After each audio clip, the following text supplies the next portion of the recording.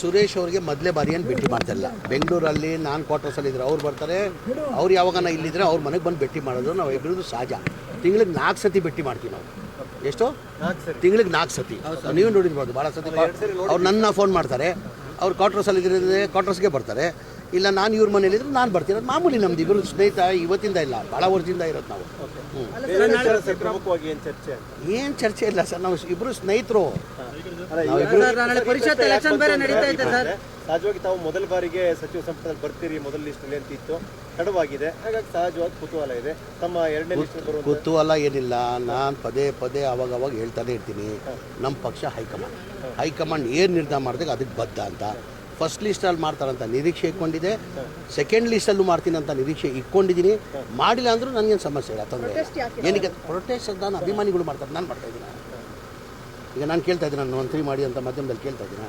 ಅಭಿಮಾನಿಗಳು ಎಲ್ಲಾದರೂ ಸಹಜ. ಅದು ಅವ್ರವ್ರ ಅಭಿಮಾನಿಗಳು ಅವ್ರ ಲೀಡರ್ನ ಮಂತ್ರಿ ಮಾಡೋಂತ ಕೇಳೋದಂತ ಎಲ್ಲ ಕಡೆ ಸಹಜ. ಅದು ಭಾಳ ಜನ ಕೇಳ್ತಾರೆ, ಹಂಗೂ ನನಗೂ ಕೇಳ್ತಾರೆ. ಸ್ವಲ್ಪ ಬೇಸರದಲ್ಲಿದ್ದಾರೆ ಸಮೀರ್ ಅಹಮದ್. ಖಂಡಿತ ಇಲ್ಲ, ಖಂಡಿತ ಇಲ್ಲ, ಏನೇನು ಇಲ್ಲ. ನನ್ನ ಮುಖದ ಮೇಲೆ ಕಾಣ್ತಾ ಇದೆಯಾ ಬೇಸರ ಇದೆಯಾ ಅಂತ? ನನ್ನ ಮುಖದ ಮೇಲೆ ನಾನು ಕಾಣ್ತಾ ಇದೆಯಾ ಬೇಸರ ಇದೆಯಾ ಅಂತ? ಖಂಡಿತ ಏನೇನು ಇಲ್ಲ. ಅಡ್ಡ ಮತದಾನದ ಆತಂಕ ಕೂಡ ಇದೆ ಅನ್ನುವಂಥದ್ದು 5ನೇ ಅಭ್ಯರ್ಥಿಗೆ ಇಲ್ಲ, ಆ ಥರ ಏನಿಲ್ಲ. ನಾವು ನಿನ್ನೆ CLB ಮೀಟಿಂಗು ನಾನು ಹೋಗಿದ್ದೆ. 140 ಜನ ನಾವು ಒಗ್ಗಟ್ಟಾಗಿದ್ದೀವಿ. ನಾವು 28 ಹಾಕೊಂಡ್ರು 5 ಅಭ್ಯರ್ಥಿನೂ ಗೆಲ್ತಾರೆ. ನಮ್ಗೆ ಅಡಿಷ್ನಲ್ ಏನು ಓಡಬೇಕಾಗಿಲ್ಲ. ಅಡಿಷ್ನಲ್ ಏನು ನಾವು 140 ಇದ್ದೀವಿ. ನಾವು 140ಗೂ 28 ಹಾಕೊಂಡ್ರು ನಾವು ಎಲ್ಲ 5 ಅಭ್ಯರ್ಥಿ ನಾವು ಗೆಲ್ತೀವಿ. ನಮಗೇನು ಸಮಸ್ಯೆ ತೊಂದರೆ ಇಲ್ಲ. ಯಾರು ಹೇಳಿದ್ರು ನಿಮಗೆ ಹೈಕಮಾಂಡ್ ಅಲ್ಲಿ ಕ್ಲೋಸ್ ಇದೆಯಾ ಅಂತ? ಎಲ್ಲಿ? ನಾನು ಕೇರಳ ಚುನಾವಣೆಗೂ ಹೋಗಿದೆ, ತೆಲಂಗಾಣ ಚುನಾವಣೆಗೂ ಹೋಗಿದೆ. ಪಕ್ಷ ನನಗೆ ಏನೇನು ಜವಾಬ್ದಾರಿ ಕೊಟ್ಟಿದೆ ಆ ಜವಾಬ್ದಾರಿನ ನಾನು ನಿಭಾಯಿಸ್ಕೊಂಡು ಬಂದಿದ್ದೀನಿ. ಮುಂದೇನು ಪಕ್ಷ ಏನು ಜವಾಬ್ದಾರಿ ಕೊಡ್ತಾರೆ ಅದು ನಿಭಾಯಿಸ್ತೀನಿ. ಅಗತ್ಯನೇ ಇಲ್ಲಲ್ಲ ನಮಗೆ. ನಾವು ಹೇಳ್ದಿಲ್ಲ 28 ಹಾಕೊಂಡ್ರು ನಾವು 5 ಜನನು ನಾವು ಗೆಲ್ತೀವಿ. ಬೇಕಾಗಿಲ್ಲ, 28 ಗಿದ್ರೆ ಸಾಕು.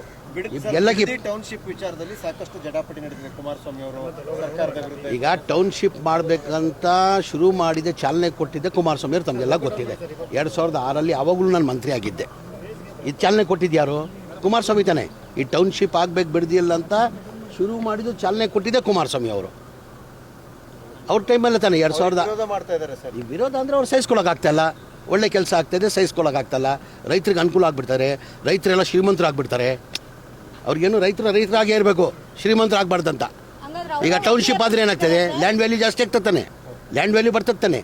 ಅವ್ರ ಲೆಕ್ಕಾಚಾರ ಏನಂದರೆ ರೈತರಾಗೇ ಇರಬೇಕು, ಬಡವರಾಗೇ ಇರಬೇಕು, ಅವ್ರು ಶ್ರೀಮಂತರಾಗಬಾರ್ದು.